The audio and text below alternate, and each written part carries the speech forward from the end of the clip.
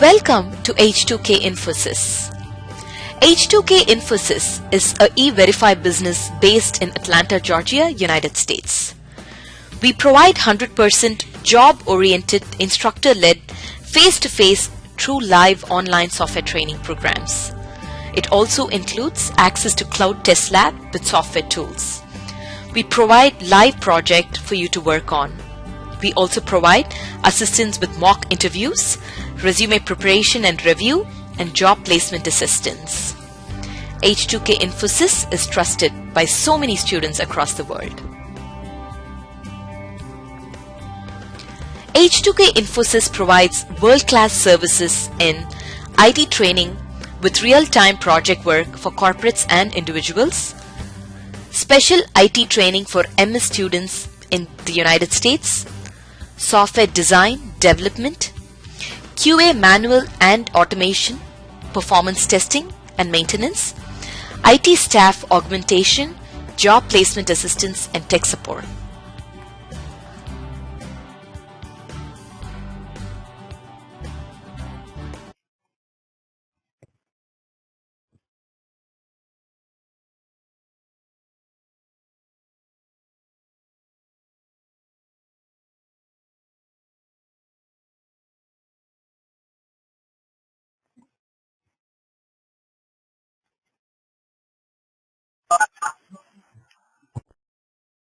Okay, so here, go and explain. It seems like this test is passed, and this is the first checkpoint. So that is self-test to foreign heat, that is passed. That means that operation from the web service is working fine. And this one, foreign heat to services, and that is also working. So this way, you can check and then say, for example, I'm going to change the checkpoints.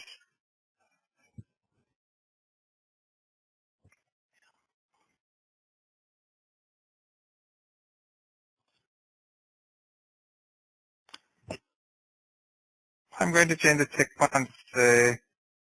I'm expecting for 40 degrees, and I'm going to change it here, say something 140 or 110. I'm expecting 110 degrees Fahrenheit. Okay, and then let's try to run it. It should fail, right?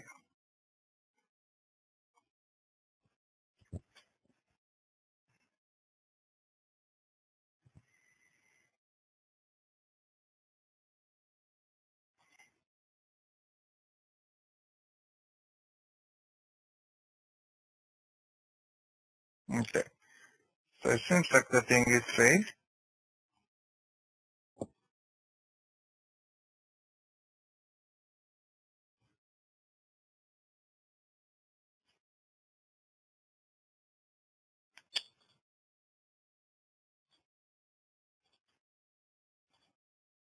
Okay, so okay, so this way, like it's going to say this for the checkpoint is failed, and then if you want to look at say view XML checkpoint results, and then it's going to say,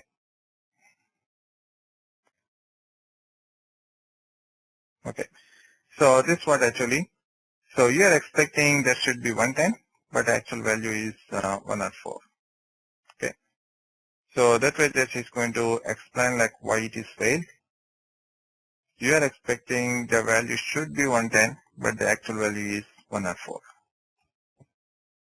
Okay, so this way you can input whatever the data, and then whatever the text result you are going to put in the checkpoints and run your test, and then validate your results.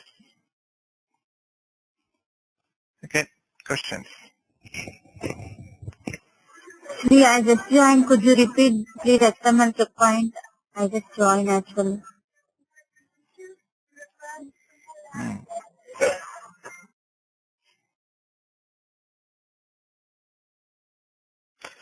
What is the TSYS?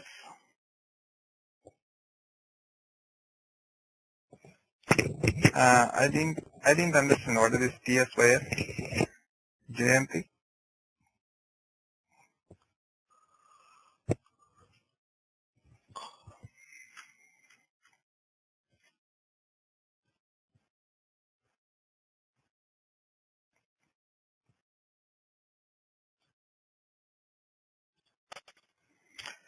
Okay. Lavanya, this XML checkpoints is basically useful to test your web services. So all the banks look for the experience in the credit card system. So this is basically like XML checkpoints are useful, say in case of web service testing. The web services are going to use the request and response XML. So you're going to input your test data and also you're going to expect your results from web services. That's the request and response XML. And web services are basically the components that are useful to develop the web applications. Okay, and this will just be discussed what are the different components. Say temperature conversions, currency conversions, credit card or debit card processing, online. These are all the different components that will be useful in developing the web applications. So when it comes to the testing perspective, mainly you are going to get WSDL URL of the web service. So if you look at, we are talking about this example like W3 schools. So if you go to w3schools.com, and then there is a web service text section here. So learn web services. That way just you can explore more how these web services works, what it is, the theory point of view. And also, I also mentioned about the web services classes from H2K Infosys. There actually we are going to talk a little bit in detail what is web services, how it works, okay? But here our main thing is like how to test the web services using QTP. So here, you just go through and this is the theory part of it. There is also an example, like web service example. You click on this is basically like temperature conversion, right? And if you scroll down on this page, you will get the example web service. And then there is a service description. So this is the WSDL you're going to use when you test the web services. So basically, okay, let me close this and then open QTP. So whenever you use QTP, so you make sure web service add-in is installed.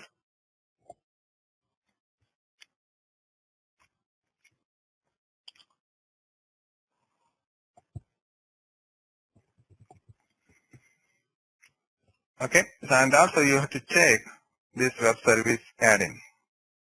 Okay, so this is the web service add-in that should be installed along with QTP, and also you check this web service add-in to test the web services. And click OK.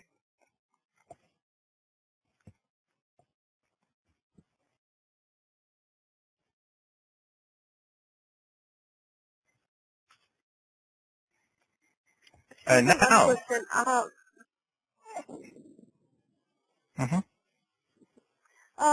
When you're talking about web service testing, how is it related to front-end testing that most of the time testers are involved in? I mean, how from the front end, how is it? no, actually like, okay, so that's a good question, but web services don't have any GUI part of it. It's basically like GUI-less. Okay, so all you get is the URL. Okay, so there is no front end, there is no GUI part of it. No GUI part of it. Okay, thank you so much. You will get the URL. Okay, thank you. So here automation, and then go here web services testing wizard, and then this special wizard, click next. And here they are going to provide the WSDL. Like basically this is the URL you are going to get from the development team. So you're going to provide that WSDL URL and then click next, so that the QTP is going to scan that WSDL URL and it provide what are the different operations from that web service. So basically you're going to test these operations, whether they are working properly or not with the correct data, and what's that output you're expecting. So you can add all these operations.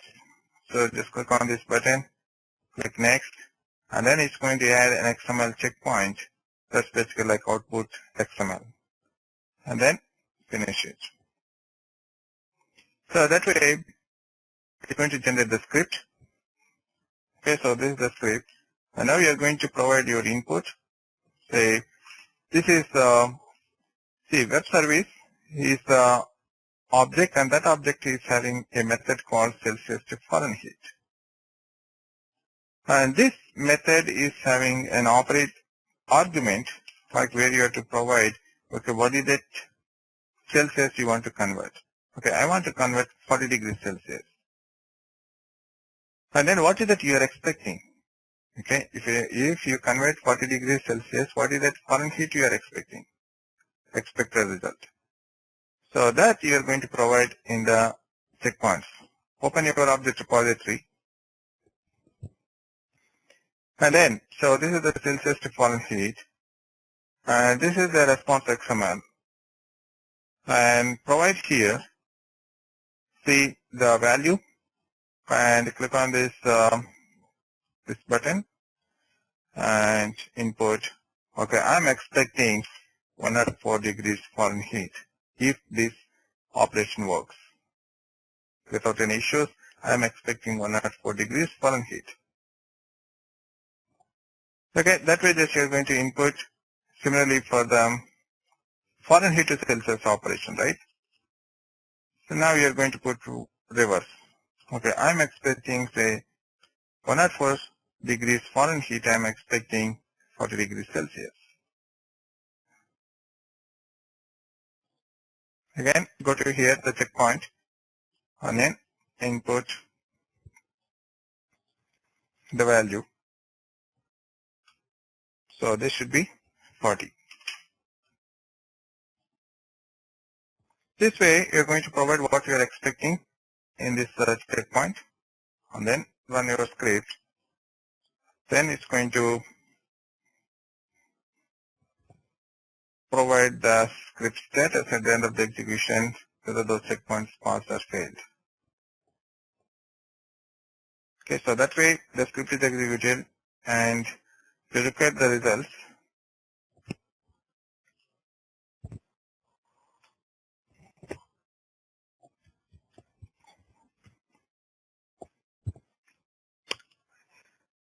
okay, so this is the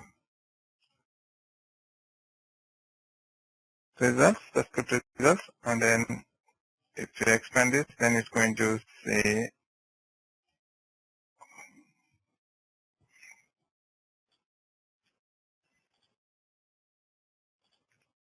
okay, so this is the first checkpoint, Celsius to Fahrenheit, and then that is passed, and Fahrenheit to Celsius, that shows also passed. Okay, is this clear? Yeah, thank you very much, sir. Okay. Okay, any questions?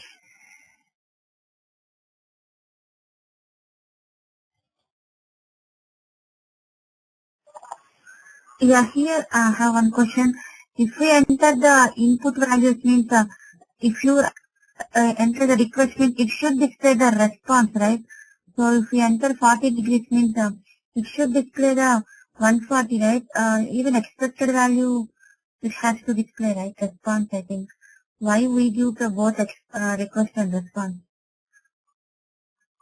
No, this is what you are requesting, and the response is in your checkpoint. What is that response you are expecting?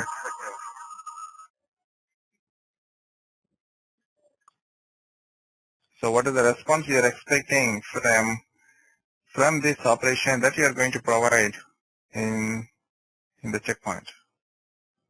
So this is the response. So this way you are providing, say,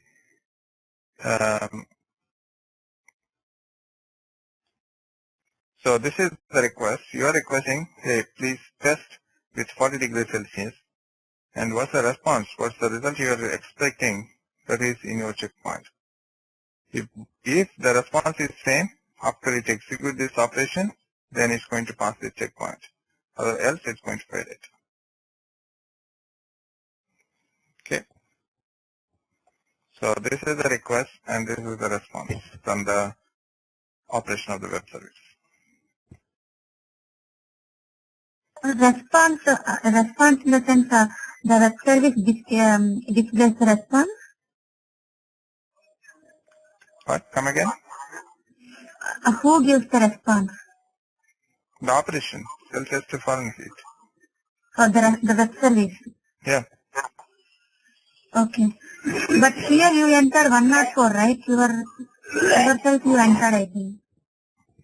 Yeah, this is what I'm expecting. If this operation works properly, I'm expecting that it should give 104 degrees Fahrenheit. Because I mentioned 40 degrees Celsius, I'm expecting 104 degrees Fahrenheit. Yeah, okay. Okay, thank you.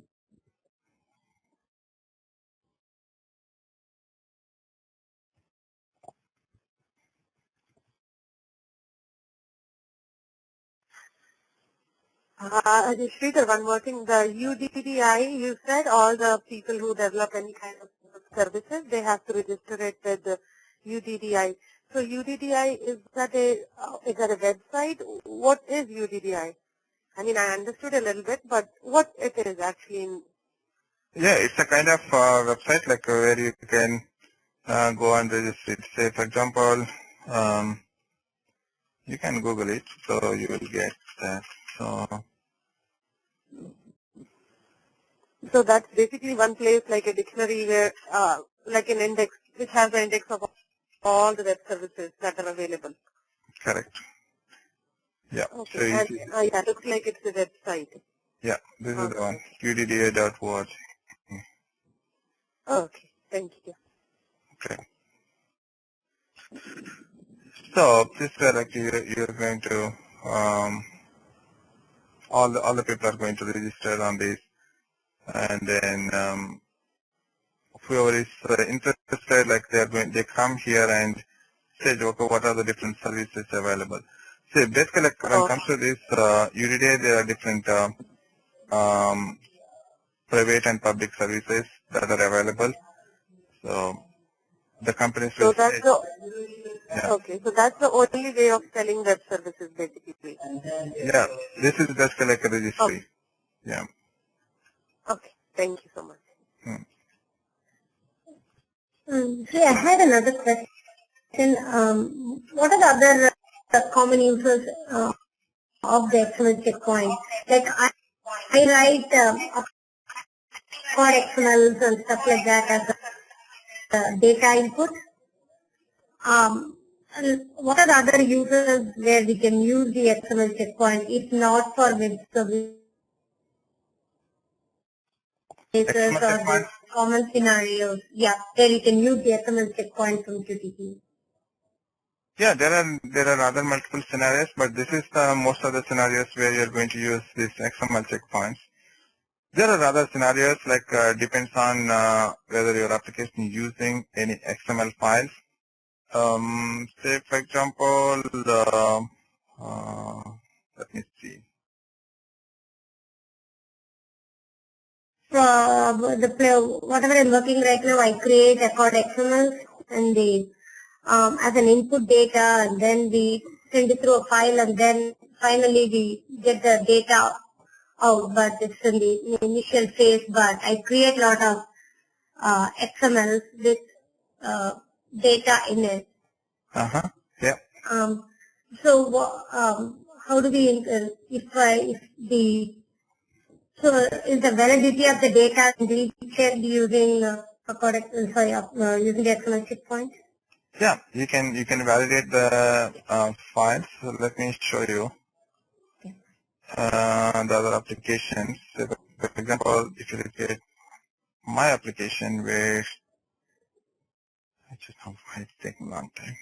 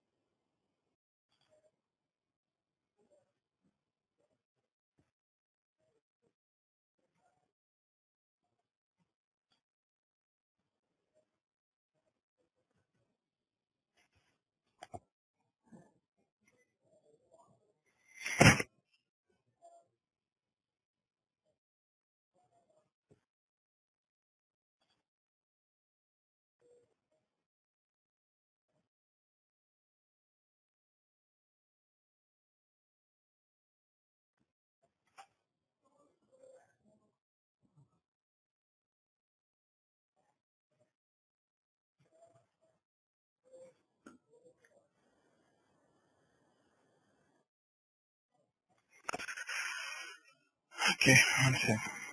Trying to open that application.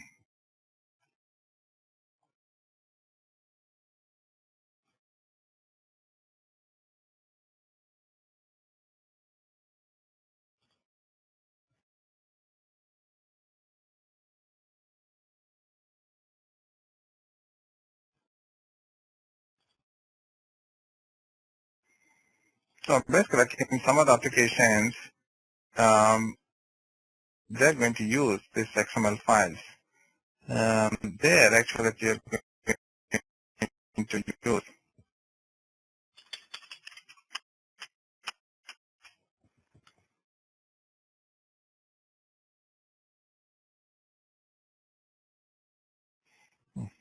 There is something wrong.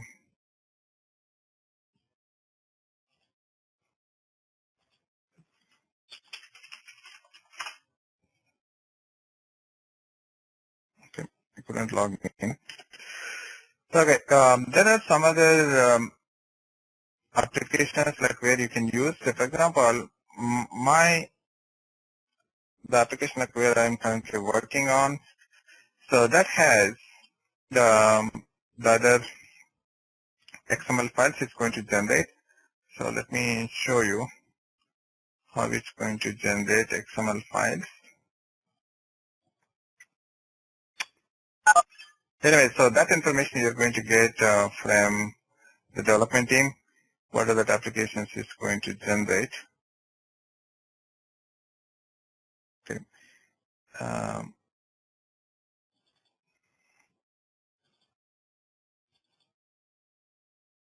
So basically, like this is an XML file, right?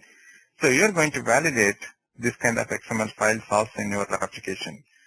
Basically, like whenever you test the application, you generate this XML file, right? That XML file should not change from different versions of the application. It should be same.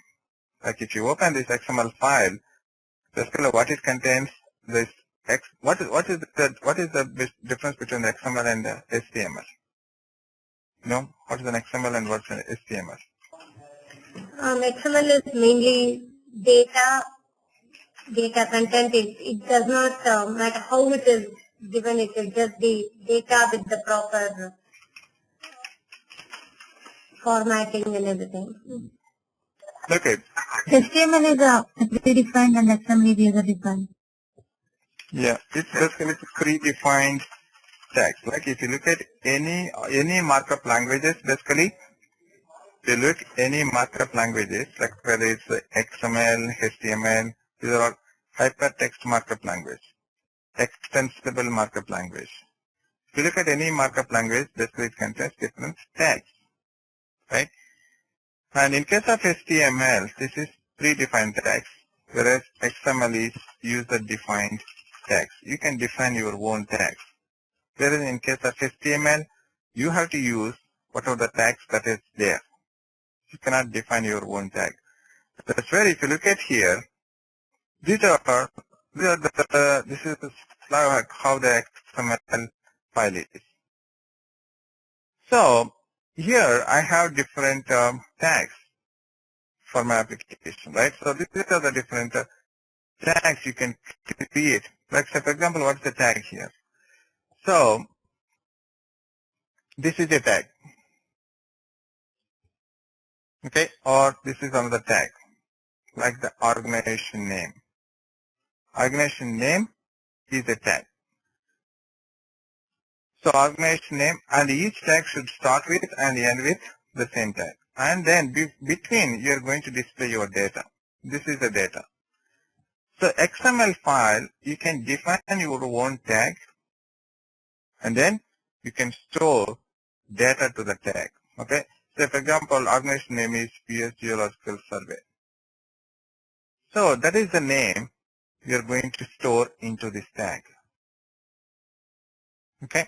Similarly, like, okay, position name. He is basically customer service representative too. You can define your own tag and then you can store it. You can store value into the tag. That's how actually the XML files defined. Okay. You can define your own tags and then you can store value into the tag. this is a tag, position name is a tag, and then customer service representative is a value. That value you want to store into this tag. Whereas HTML files, you cannot define this way like the tags. Everything is predefined. So for example, again you go to this W3 schools, right? That's where they're going to talk about all these tags. Right, say, where is this? Okay, I think I lost. So W3 schools.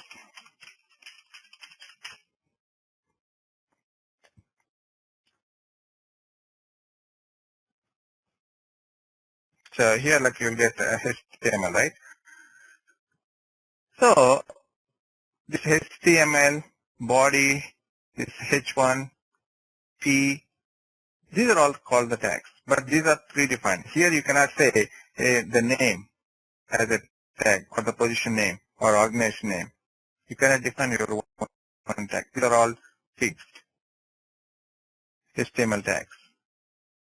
Okay, so that is the difference between the XML and HTML. HTML has predefined tags. XML is user-defined tags. But also HTML is mainly for the display purpose, and XML is you can display as well as you can store data. Display means, for example, you want to say something about your company, right?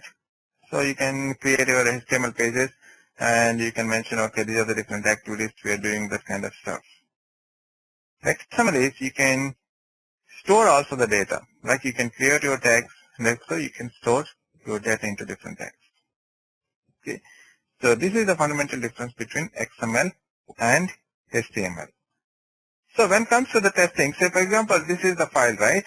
Say I want to test, because the content of the values, so today just you are testing the position name, it should be customer service representative. Even tomorrow also, like when you test the same application, the position name should say it is customer service representative. If this value keeps changing, that means there is something wrong. So you are going to test even these XML files, whatever that comes from your applications. So how you are going to test is, basically in this case, see, you can insert a checkpoint and then you can say XML checkpoint from resource. Right? So then you can select this one and then you are going to mention like which file you want to test. So that's why like you are going to select that particular file. Okay, so so this is the file location, right? This is a flat file. This is an XML file, you want to test it. This way you're going to insert a checkpoint and this is the file name .xml. So you're going to mention, hey, this is the file I want to test it. Okay, create a checkpoint from this XML and then click OK. So what it's going to say is what are all the different nodes from this XML.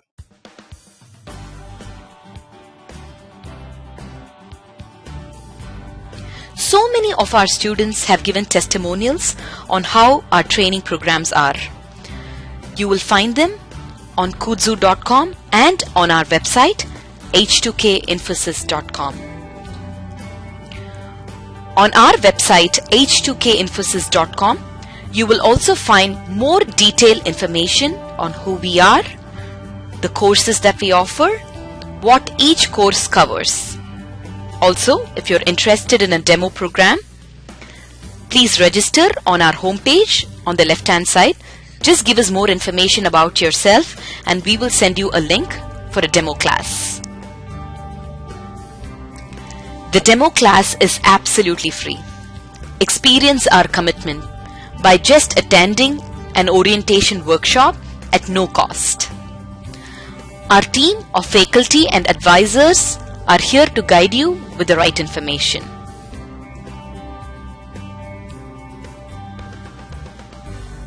If you still have more questions, please feel free to call us.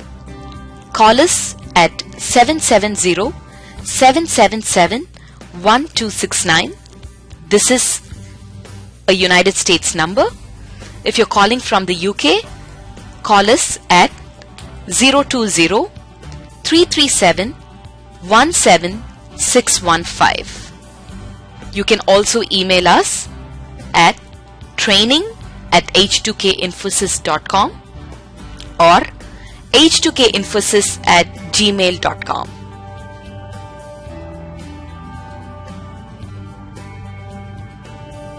Thank you for watching our videos. We wish you a great career in information technology.